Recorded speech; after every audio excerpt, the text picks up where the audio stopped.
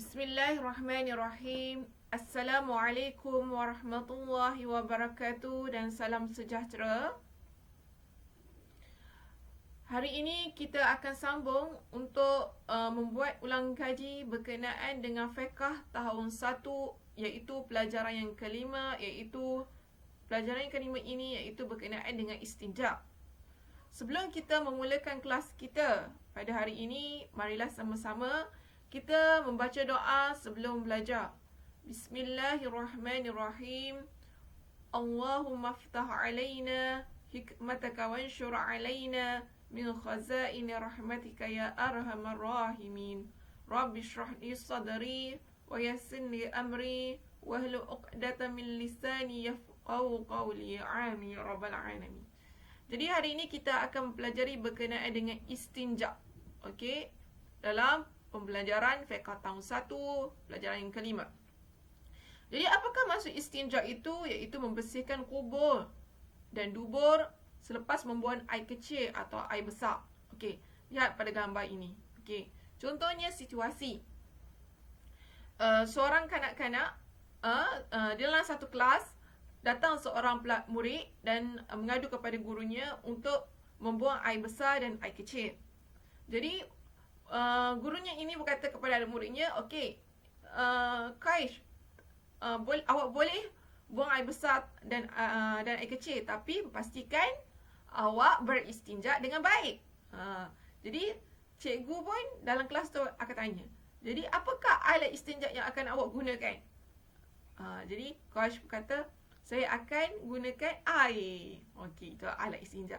Sebelum ni kita dah pelajari berkenaan dengan istinja.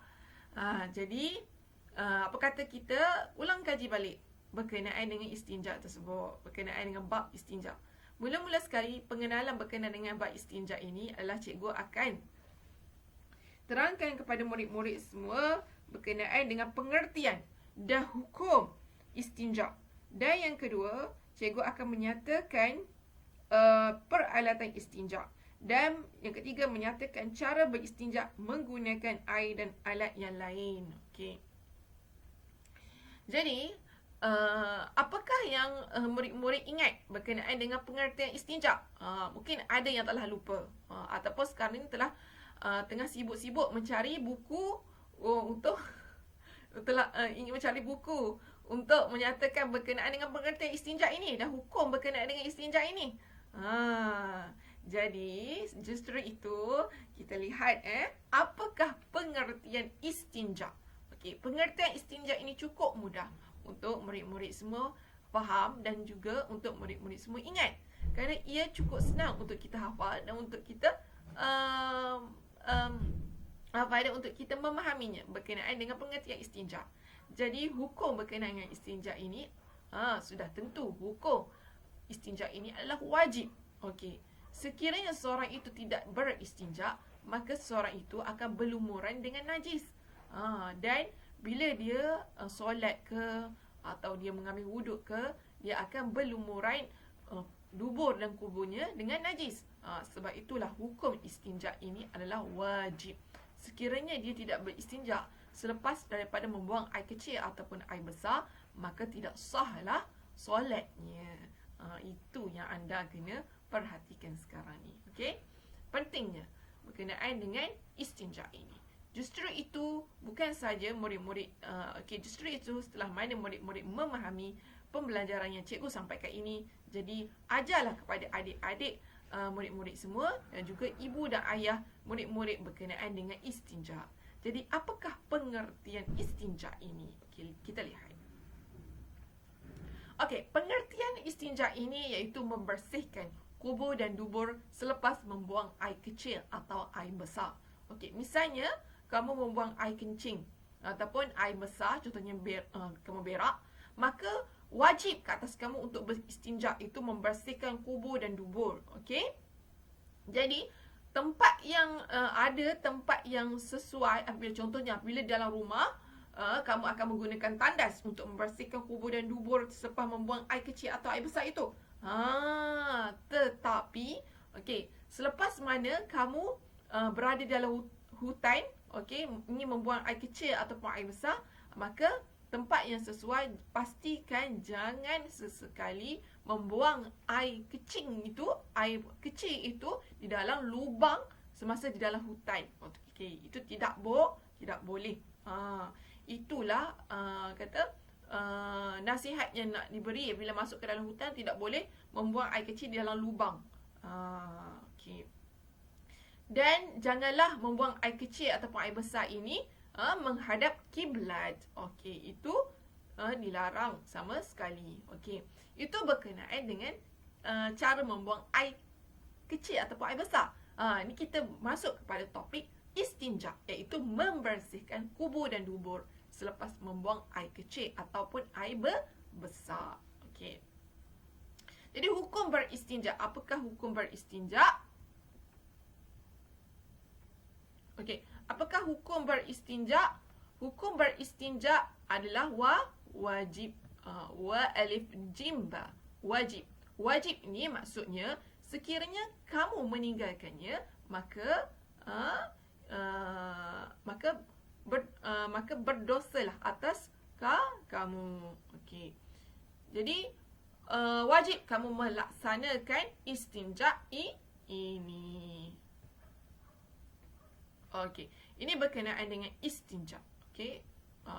Jadi hukum beristinja adalah wajib. Okey, kena ingat. Wajib ni maknanya kamu mesti melakukannya. Sekiranya kamu tidak melakukannya, maka itu adalah beristinja ini bila mana kamu tidak melakukannya. Istinja bila dah masuk tandas, buang air kecil, buang air besar tapi tidak beristinja dengan air.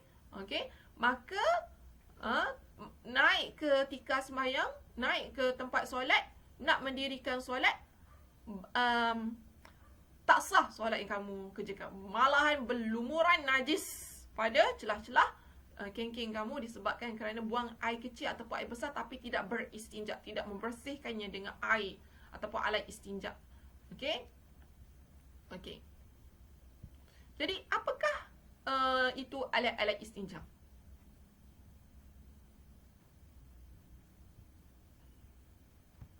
Apakah alat-alat istinja? Apakah alat-alat istinja? Okey. Alat-alat istinja yang pertama iaitu kulit kayu. Okey. Alat istinja yang kedua iaitu batu. Alat istinja yang ketiga iaitu air. Alat istinja yang keempat iaitu tisu. Dan alat istinja yang kelima iaitu daun kering. Pastikan alat yang kamu gunakan ini tidaklah bercampuran dengan najis. Sekiranya ia bercampuran dengan najis, maka sudah tentulah contohnya kalau buang air kecil, buang air besar, okey, beristinja dengan menggunakan air. Air itu air yang mutanajis. Okey, tikus mati dalam baldi yang mengandungi air mutlak tersebut. Mati. Lepas tu guna air yang tikus mati dalam tu untuk basuh awak punya dubur dan kubur awak tu. Jadi air tersebut tidak sah untuk awak menyucikan kubur dan dubur awak itu dengan air tersebut. Jadi kena ambil perhatian di sini. Okey. Begitu juga kalau awak menggunakan kulit kayu. Okey, ataupun batu. Tiga bucu batu ataupun 3 biji batu. Awak guna alat tersebut untuk beristinja, maka tidak sahlah awak punya tidak sahlah awak punya istinja awak itu. Jadi kena gunakan barang ataupun alat istinja yang bersih. Okey.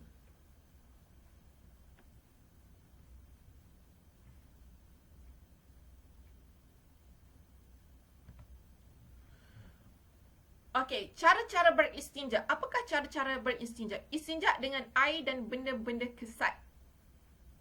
Okey. Cara-cara beristinja yang pertama yang diajar di sini iaitu membaca doa sebelum masuk tandas. Okey, cikgu gariskan Yang pertama sekali iaitu masuk. Okey, yang pertama sekali membaca doa sebelum masuk tandas. Apakah doa itu? Iaitu Allahumma inni a'udzu bika minal khubuthi wal khaba'ith. Inilah doanya. Okey, jadi doanya iaitu ya Allah ya Tuhanku, jauhilah aku daripada syaitan jantan dan betina. Jadi kita kena hafal. Okey? Bismillahirrahmanirrahim. Allahumma inni a'udzu bika minal khubuthi wal khaba'ith. Bismillahirrahmanirrahim. Allahumma inni a'udzu bika minal khubuthi wal khaba'ith. Allahumma inni a'udzu bika minal khubuthi wal khaba'ith. Kena hafal. Dan yang kedua, membuang air. Membuang air besar ataupun air kecil. Okay, kita masuk ke tanah, kita buang air besar, air kecil.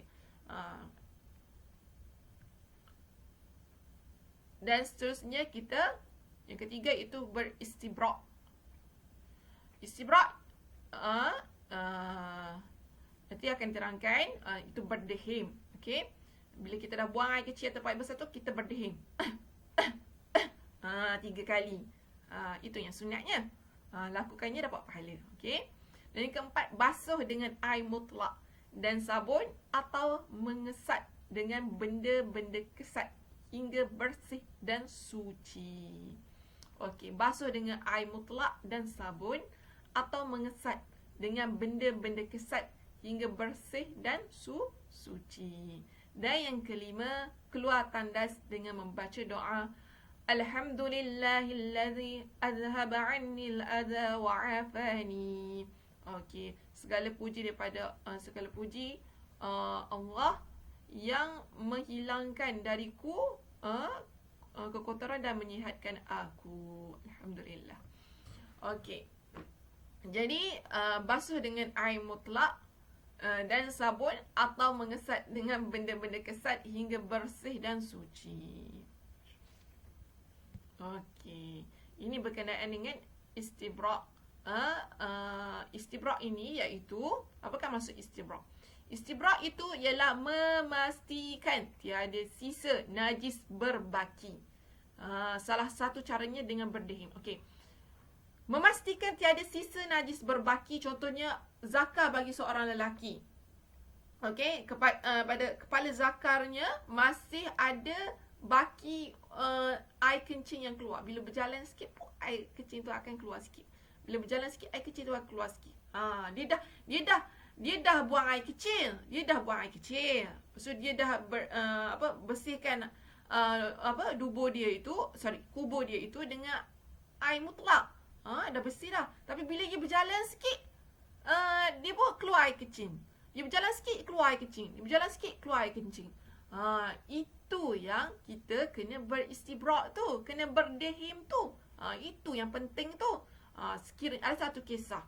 Seseorang yang mana dia azab di dalam kubur kerana dia berlumuran dengan najis disebabkan kerana dia tidak berdehim selepas daripada membuang air kecil. Jadi Nabi Muhammad SAW bila dah dengar seorang yang diazab dalam kubur disebabkan kerana tidak berdehim selepas daripada maknanya dia berlumuran dengan najis, maknanya tidak berdehim, maka Nabi Muhammad SAW meletakkan daun pelepah berwarna hijau di atas kuburnya. Dengan daun pelepah yang berwarna hijau di atas kuburnya itulah supaya dapat berzikir sepanjang maknanya daun itu akan berzikir untuk si mayat di dalam kubur tersebut, dapat mengampunkan dosa si mayat tersebut.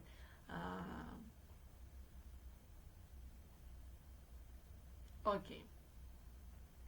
Jadi kita lihat, cikgu tengok balik berkenaan dengan cara-cara beristinja, istinja dengan air dan benda-benda kesat. Okey, yang pertama membaca doa sebelum masuk tandas, iaitu Allahumma inni a'udzu bika minal khubuthi wal khaba'ith, dan membuang air kecil ataupun air besar. Cikgu ulang balik.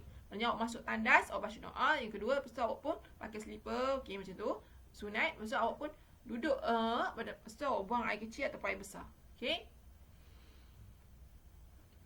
Dan lepas awak buang air kecil besar tu awak berdehim, supaya tiada sisa baki, yang berbaki, tiada najis, memastikan tiada sisa najis berbaki. Okey, memastikan tiada sisa najis yang berbaki. Dan yang keempat, basuh dengan air mutlak dan sabun atau mengesat dengan benda-benda kesat hingga bersih dan suci. Dan yang kelima, keluar tandas dengan membaca doa Alhamdulillahillazi azhaba anni adza wa afani. Okey. Ini tentang cara-cara beristinja. Okey. Justru itu. Murid dalam kumpulan menyusun potongan kalimah pengertian istinja. Okey, jadi kita akan lihat dulu ulang kaji berkenaan dengan apakah itu pengertian istinja. Pengertian istinja iaitu membersihkan kubur dan dubur selepas membuang air kecil atau besar. Dan yang kedua, memilih gambar alat-alat beristinja. Okey, memilih gambar-gambar alat istinja. Alat istinja yang ditunjukkan dalam buku ini ada 5, iaitu daun kering, kayu kering, kulit kayu, daun kering, batu, tisu dan air. Okey, murid dalam kumpulan berbincang amali beristinja dengan menggunakan air mutlak. Bagaimana kita menggunakan air mutlak untuk membasuh dubur ataupun dubur, dan bagaimana kita menggunakan benda-benda kesat untuk membasuh kubur dan dubur. Ada diajarkan bagaimana kita nak menggunakan batu. Kita tidak boleh menggunakan satu batu tanpa ada tiga penjuru. Kita kena guna 3 batu dengan satu batu tapi ada 3 bucu, 3 penjuru. Okey. Cambah minda kebaikan beristinja. Apakah kebaikan istinja? Iaitu dapat menjaga kebersihan diri. Okey, jauh daripada persekitaran yang busuk dan dihormati oleh orang yang lain. Itu kebaikan beristinja. Dan yang kedua, akibat tidak beristinja. Okey, apakah akibat kesannya sekiranya kita tidak beristinja? Okey, kesannya kita tidak beristinja iaitu kita akan berlumuran dengan najis. Okey, kita akan dihina oleh orang yang berada dekat dengan kita kerana berbau busuk. Itu akibat tidak beristinja. Okey. Seterusnya, tahukah anda sabda Rasulullah SAW bermaksud tidak diterima solat melainkan bersuci, riwayat Muslim. Jadi mestilah kita menjaga kebersihan diri kita supaya tidak berlaku perkara yang tidak elok. Okey.